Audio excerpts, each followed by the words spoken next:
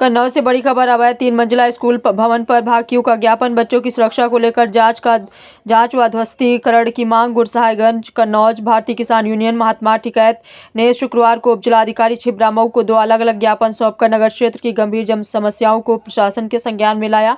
पहला ज्ञापन बच्चों की सुरक्षा से जुड़ा हुआ था, जबकि दूसरा किसानों और गरीब जनता की रोजमर्रा की समस्याओं से संबंधित रहा।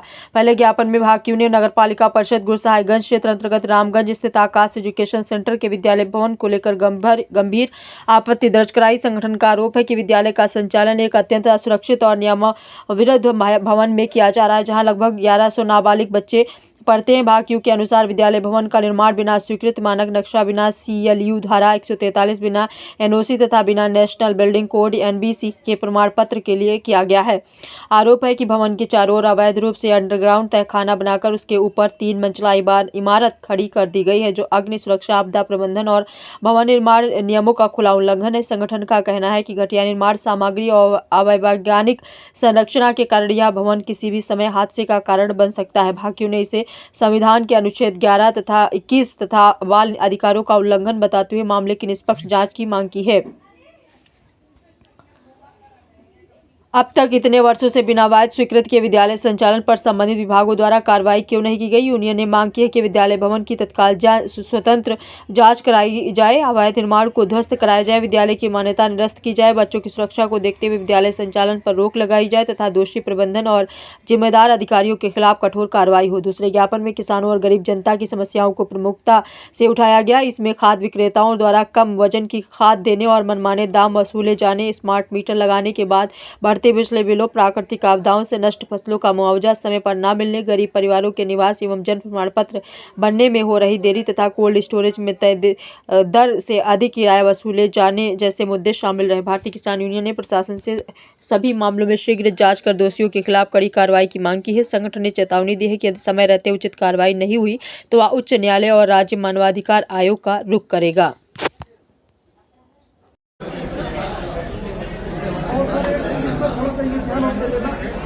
जो विद्यालय बना अंडरग्राउंड में कोई भी नियम नहीं है, ना ही कोई चीज आपकी शिकायत से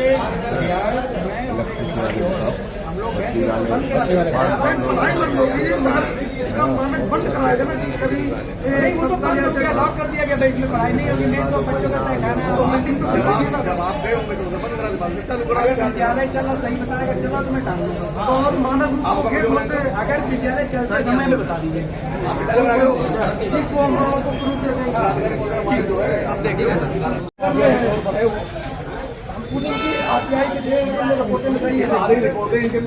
ये अग्नि सिरा कोई भी इनका नहीं लगा था और लाइफ की नगरपालिका भी नहीं ना, ये ग्रामीण नगरपालिका में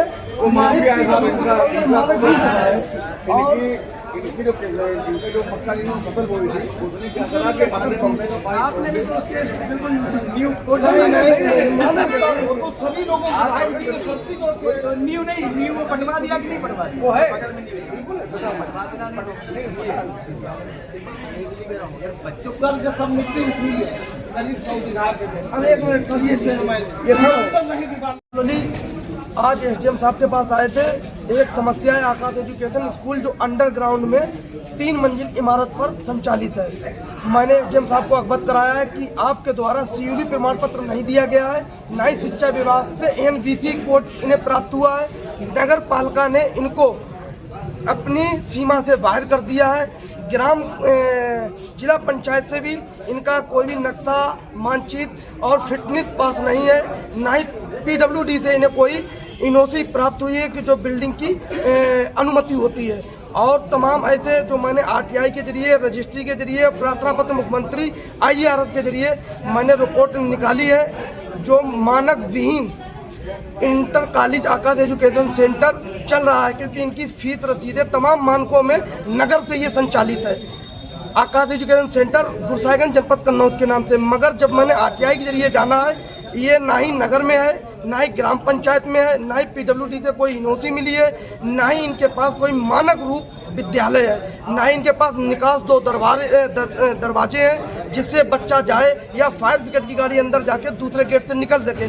क्योंकि अगर आगजनी होती है या बाढ़ भूकंप या कोई भी यथा स्थिति कोई भूकंप आता है, उसमें बच्चों के साथ कभी दुर्घटना हो सकती है, उसकी पूरी जिम्मेदारी एसडीएम महोदय छिबरा मऊ जो वर्तमान होंगे और जो पूर्व में जिनको ज्ञापन दिए उनकी जिम्मेदारी होगी, प्रशासन की होगी, वहाँ के अधिकारियों की होगी जिन्होंने मुझे आरटीआई और रजिस्ट्री और मुख्यमंत्री IARS में बिल्डिंग जो अवैध बनी है। मेरा निवेदन है बिल्डिंग की कार्रवाई की जाए और अगर दोषी प्रबंधक है तो उस पर कार्रवाई करके उसको उचित दंड देके स्कूल को बंद किया जाए। क्योंकि 26 सालें हो गई हैं बिना मानक विहीन चल रहा है और कभी भी कोई घटना घटित हो सकती है, उसकी जिम्मेदारी प्रशासन की और एसडीएम महोदय की होगी। जब वो नगर पालिका में नहीं है, जिला पंचायत में उसका मानचित्र नक्शा प्रदूषण नहीं हो। पहली बात तो अंडरग्राउंड ये कोई भी उत्तर प्रदेश के मानक में नहीं है विद्यालय जो अंडरग्राउंड में संचालित है, ये अवैध है और इसकी गोपनीय जांच करके उच्च अधिकारी कार्रवाई करें। अगर नहीं करते हैं तो आज तो मेरा सिर्फ ज्ञापन था, आने वाले समय पर हम बीडीओ, एडीओ, जिला पंचायत इन सभी की आख्या रिपोर्ट नगर पालिका की ले जाके शिक्षा विभाग, जिला विद्यालय निदेशक के यहाँ धरने पर बैठेंगे। चाहे मुझे अकेले, जब तक वहाँ से इस स्कूल के खिलाफ कोई उचित कार्रवाई नहीं की जाएगी जब तक मैं वहाँ से नहीं हटूंगा। अपनी बात को यहीं से विराम करता हूँ। की निम्न समस्याएं थी। नंबर 1, जो खाद को लेकर था कि खाद का जो वजन है वो कम होता जा रहा है और रेट बढ़ते जा रहे हैं। 50 किलो की बोरी हुआ करती थी वो 45, अब 40 किलो है और रेट बढ़ रहा है। खाद कम हो रही, रेट बढ़ रहा है। दूसरी समस्या थी स्मार्ट मीटर को लेकर। तीसरी समस्या ये थी कि अब कोल्ड जो है खुल रहे हैं तो अब हमारे किसानों का आलू उसमें जाएगा। तो हम ये चाह रहे हैं कि पिछली समस्याओं को देखते हुए जो तमाम नुकसान हुए हैं, अभी तक एक तो उन्हें फसलों का मुआवजा नहीं मिला है, सर्वे भी हुआ है। प्राकृतिक आपदा के कारण जो फसलों का नुकसान हुआ है उस पर सर्वे भी हुआ है, पर उस पर मुआवजा नहीं मिला किसी भी किसान को, तो उससे भी आदमी पीड़ित है। और उसका जो है आलू का भी रेट बहुत कम था, आदमी उससे भी पीड़ित है। तो हम ये चाह रहे हैं कि अब जो कोल्ड उद्घाटन हो रहे हैं जिसमें कोल्ड का भंडारण होगा, तो उसमें उप जिलाधिकारी के माध्यम से हम ये चाहते हैं कि उसका कोल्ड अपना रेट, अपना भाड़ा कम कर दें, जिससे हमारे किसानों को ज़्यादा ज़्यादा फायदा मिले। और क्या मांग? और समस्याएं ये थी कि मूल निवास में जो लोग एसडीएम द्वारा जो है, उप जिलाधिकारी महोदय द्वारा जो है यहाँ से स्वीकृत कर दिया जाता था, पर लेखपाल द्वारा या ईओ के द्वारा जो वहाँ पर अपने यहाँ 4-4, 5-5 महीने फाइलों को रोककर और इन लोगों से पैसा वसूली के नाम पे या जो भी आदमी मांगता है, पता चला कि 5 महीने क्या किसानों के मूल निवास नहीं बनेंगे? क्या किसानों के जन्म प्रमाण पत्र नहीं बनेंगे? क्या उसके ही बनेंगे जो आदमी पैसा देता है? क्या उसके ही बनेंगे जो आदमी भ्रष्ट है? किसानों गरीब आदमी का काम नहीं होगा क्या? उस सब चीजों को लेकर माननीय उप जिलाधिकारी महोदय जी को ज्ञापन दिया गया था। किस तरह का आश्वासन? क्या आश्वासन दिया गया? आश्वासन उप जिलाधिकारी महोदय जी ने दिया कि तत्काल उनको संज्ञान में लेके उस पर तुरंत कार्रवाई की जाएगी।